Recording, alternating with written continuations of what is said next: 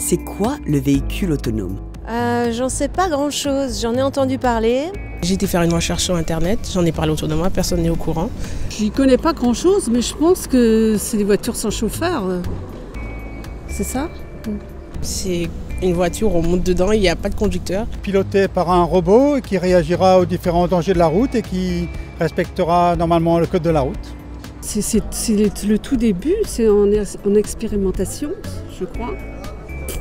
Il y a déjà eu quelques petits tests de fait. Je pense que c'est pas demain que ça sera vraiment au point. Ça me paraît bien loin en fait. C'est pas dans 20 ans ou dans 30 ans, c'est dans 5 ans ou 10 ans. On n'est pas au courant de tout, mais quand ça va arriver sur le marché, ça va être une vraie révolution. Je fais partie de l'équipe interministérielle d'ailleurs qui travaille sur les autorisations d'expérimentation des véhicules autonomes. Parfois, certaines semaines, on reçoit 3 dossiers différents, alors que 2015, on délivrait une vingtaine de dossiers par an, quelque chose comme ça. Je suis d'un naturel optimiste, je pense que c'est une bonne chose d'avoir cette révolution de voitures autonomes. Avant l'autonomie, le conducteur est totalement aux commandes. C'est le véhicule que nous avons connu jusqu'aux années 1980, celui où le conducteur était au volant, sans assistance mécanique ni électronique, au mieux avec une boîte de vitesse automatique.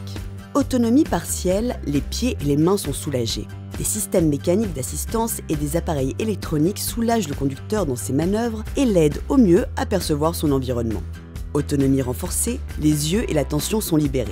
L'assistance active à la conduite se renforce. Le véhicule réagit de manière anticipée par rapport aux réflexes humains. Autonomie complète. Plus besoin de conducteur.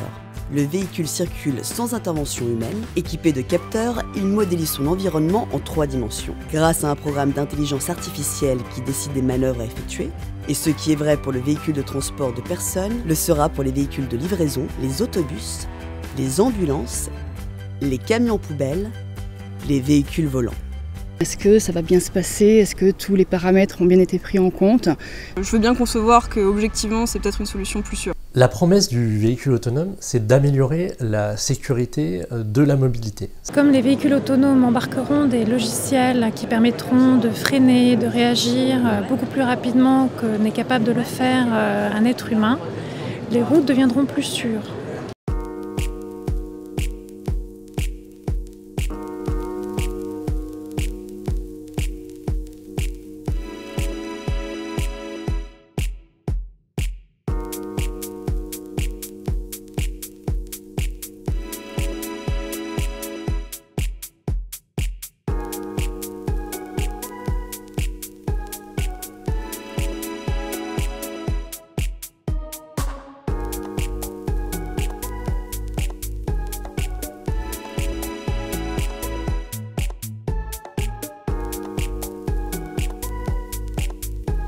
On pilote plus, on conduit plus, on se fait conduire.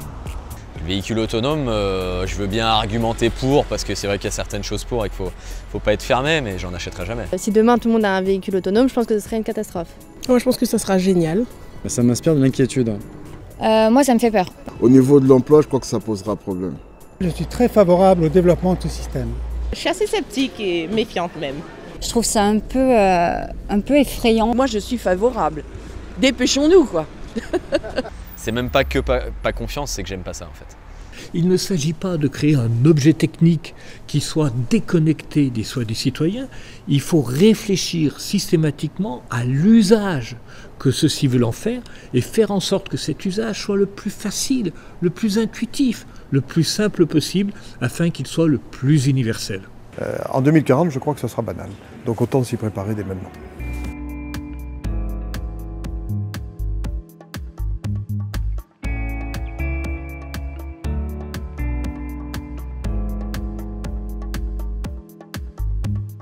Voiture volante, ça marche? Ça serait cool. Mobility will move in the sky as well. It'll be autonomous, it'll be electrical, and it'll improve the way we get from A to B. C'est un peu un retour vers le futur avant l'heure, quoi. Nos grands-parents, nos arrière-grands-parents, ils reviendraient sur Terre maintenant, ils diraient qu'est-ce que c'est pas possible, quoi, ils sont pas là. Donc de toute façon, beaucoup de ce qui est annoncé n'est que de l'annonce. Sorti de là, il y a quelque part, à l'évidence, une espèce de marche inéluctable, mais elle ne sera sans doute pas aussi rapide, en tout cas pas dans tous les segments. Certains segments arriveront beaucoup plus vite que d'autres, c'est clair. Airbus is developing 2 vehicles which will be tested this year, next year, in first prototypes. We expect that by 2020 the first people will start coming into them, and by 2022 or 2023 commercial services could be launched. Si les lois sont faites qu'on ne parle pas aux citoyens, ça va être catastrophique. Nous n'en sommes pas là. Ça va être à vous.